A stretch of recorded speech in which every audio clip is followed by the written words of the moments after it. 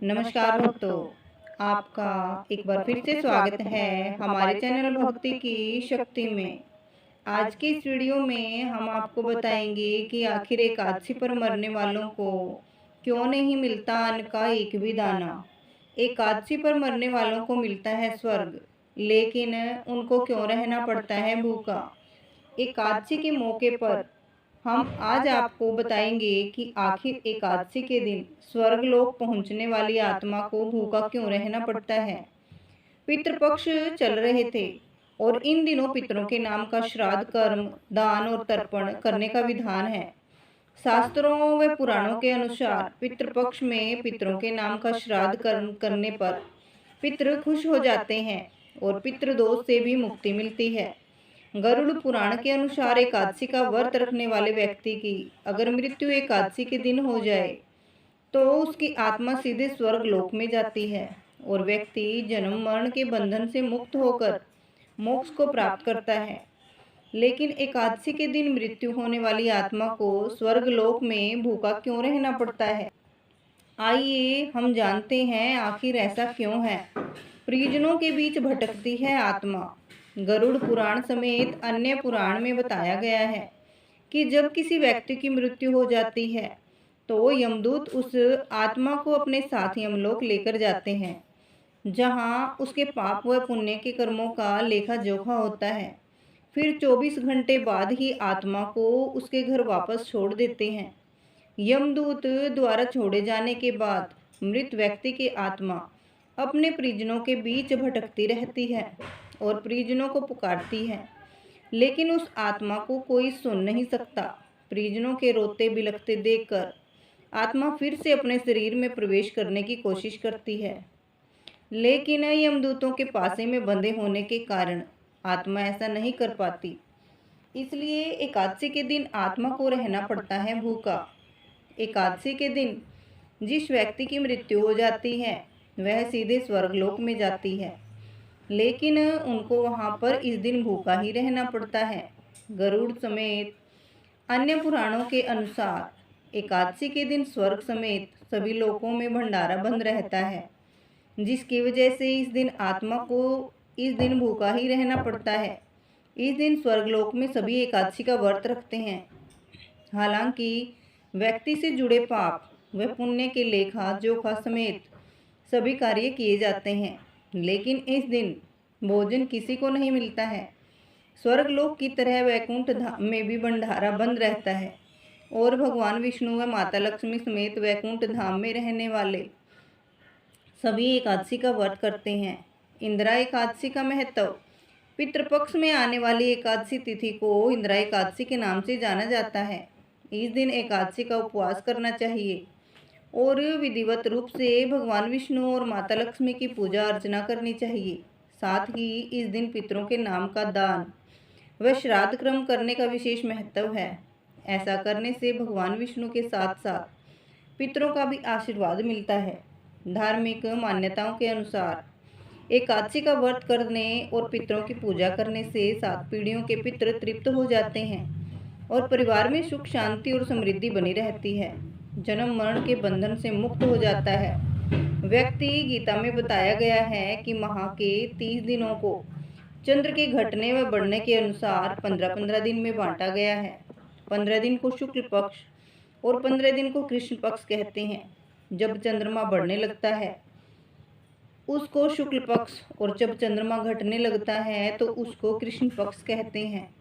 शुक्ल पक्ष के अंतिम दिन पूर्णिमा तिथि आती है और कृष्ण पक्ष के अंतिम दिन अमावस्या तिथि आती है। शास्त्रों में बताया गया है शुक्ल पक्ष के 15 दिन देवताओं के दिन माने जाते हैं, वहीं कृष्ण पक्ष के 15 दिन पितरों के दिन माने जाते हैं। देवताओं के दिन को उत्तरायण और पितरों के दिन को दक्षिणायन काल कहते हैं। गीता में बताया गया है जिस व्यक्ति की देवताओं के दिनों में यानी शुक्ल पक्ष में मृत्यु होती है वे जन्म मरण के बंधन से मुक्त हो जाते हैं, और वही जिनकी पितरों के काल यानी कृष्ण पक्ष में मृत्यु होती है उसका जन्म फिर से पृथ्वी पर होता है। पितृपक्ष की एकादशी को इंदिरा एकादशी भी कहा जाता है और इस दिन श्राद्ध किया जाता है। इस दिन श्राद्ध करने से कई लाभ मिलते हैं। जैसे कि इस दिन श्राद्ध करने से पितरों को मोक्ष की प्राप्ति होती है। इस दिन श्राद्ध करने से 7 पीढ़ियों तक के पितृ तृप्त होते हैं। इस दिन श्राद्ध करने से परिवार में सुख शांति और समृद्धि बनी रहती है। इस दिन श्राद्ध करने से दिवंगत लोगों की आत्मा को शांति मिलती है। इस दिन श्राद्ध करने से इन बातों का ध्यान रखना चाहिए। इस दिन उन लोगों का श्राद्ध किया जाता है जिसकी मृत्यु किसी भी माह की एकादशी को हुई हो। इस दिन उन लोगों का भी श्राद्ध किया जाता है जिनका संन्यास धारण करने के बाद निधन हो गया हो। इस दिन पितरों के लिए तर्पण करना चाहिए। बोलिए राधे राधे, जय श्री कृष्णा। इस दिन ब्राह्मणों को भोजन कराना चाहिए और उनका आशीर्वाद लेना चाहिए। गायें, कुत्ते और चींटियों को भी भोजन खिलाना चाहिए। इस दिन तिल, अन्न, चावल और दूध का दान करना चाहिए। कौवे को भी भोजन कराना चाहिए। गरुड़ पुराण का पाठ करना। इस दिन जरूरतमंद लोगों को अनाज, धन, जूते, चप्पल, कपड़े, खाना दान करना चाहिए। आइए जानते हैं यहाँ पितरों के उद्धार के लिए एकादशी पर क्या क्या किया जाता है। एकादशी का व्रत करने से पितरों को अधोगति से मुक्ति मिलती है तथा सद्गति प्राप्त होती है।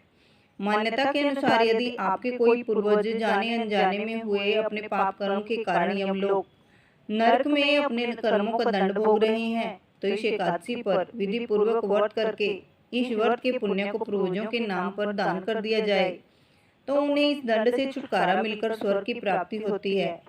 एकादशी तिथि का श्राद्ध करने से ऋषि और सन्यासियों को आशीर्वाद मिलता है। पितृपक्ष की एकादशी के दिन भगवान शालिग्राम की मृत्यु का पूजन करें और ब्राह्मणों को भोजन कराने और पितरों का तर्पण करने से सभी तरह के संकट परेशानियां दूर हो जाती हैं और रुके हुए सभी कार्य पूरे हो जाते हैं और घर में सुख शांति और समृद्धि निरंतर बढ़ती है।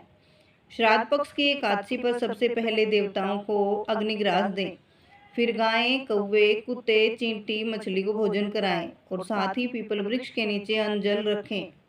इस तरह के क्रम से एकादशी का दोगुना फल आपको प्राप्त होगा और सभी तरह के संकटों से मुक्ति मिलती है।